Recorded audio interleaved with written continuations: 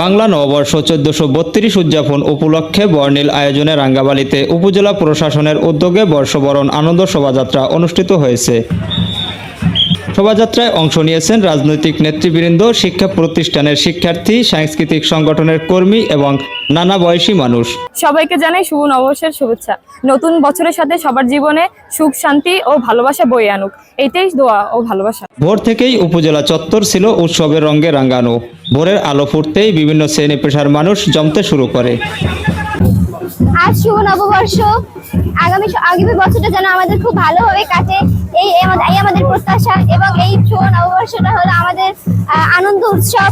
শোভাযাত্রায় বাংলার ঐতিহ্যবাহী লাঠি খেলা, বিলুপ্ত প্রায় গরুর গাড়ি, পালিকিতে করে নববধূ রূপে বাংলার কিরিশানি, ঝাঁকি জাল দিয়ে মাছ ধরা সহ নানা আকৃতির শিল্পকর্মের মাধ্যমে তুলে ধরা হয়েছে গ্রামীণ জীবন ও প্রকৃতি নির্ভর মানুষের সংগ্রামের রূপ। নববর্ষ 1432, এটা আমাদের একটা বাঙালি ঐতিহ্য।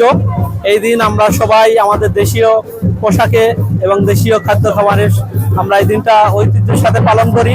অসাম্প্রদায়িকভাবে আমরা সবাই সুন্দরভাবে মিলেমিশে এই দিনটা মঙ্গলের জন্য, আমাদের আগামী দিনগুলো সুন্দরভাবে পথ চলতে পারি, সেভাবেই আমরা এই দিনটা পালন করি এবং সেই জন্য আমরা এই বর্ষবরণ করি।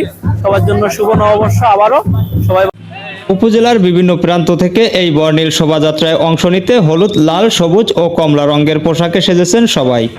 নারীদের মাথায় ফুলের মালা, হাতে রঙিন চুড়ি এবং শিশুদের মুখে উচ্ছ্বাস, সব মিলিয়ে ছিল প্রাণবন্ত পরিবেশ। শুভ নববর্ষ 1432 বাঙালি জাতির জন্য সুখ ও সমৃদ্ধি বয়ে আনে, এই কামনা সবার জন্য।